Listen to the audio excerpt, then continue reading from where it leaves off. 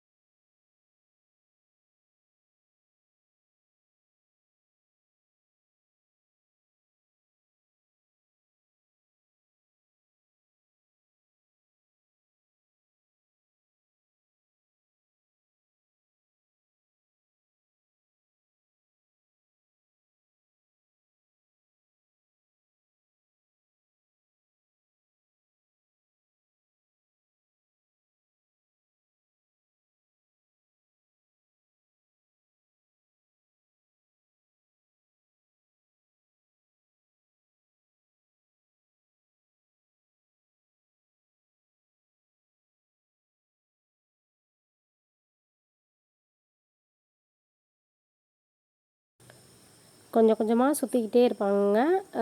நல்லா பொழுதேனைக்கு நல்லா சுற்றினதுக்கப்புறம் அதை வந்து தனியாக பிரித்து எடுத்துருவாங்க.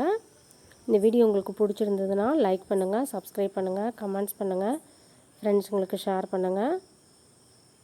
அதுக்கப்புறம் வந்து நெல்லை வந்து தனியாகவும் காய வச்சுருவாங்க. வைக்கலை வந்து தனியாக காய வச்சு மாட்டுக்கு இது எல்லாத்துக்குமே வந்து தீவனமாக போடுவாங்கங்க. இதுதான் பழங்காலத்தில் நம்ம வந்து பாரம்பரியமாக செய்யும் முறை வந்து நெல்லை வந்து பிரித்து எடுக்கும் முறை வந்து இதுதாங்க.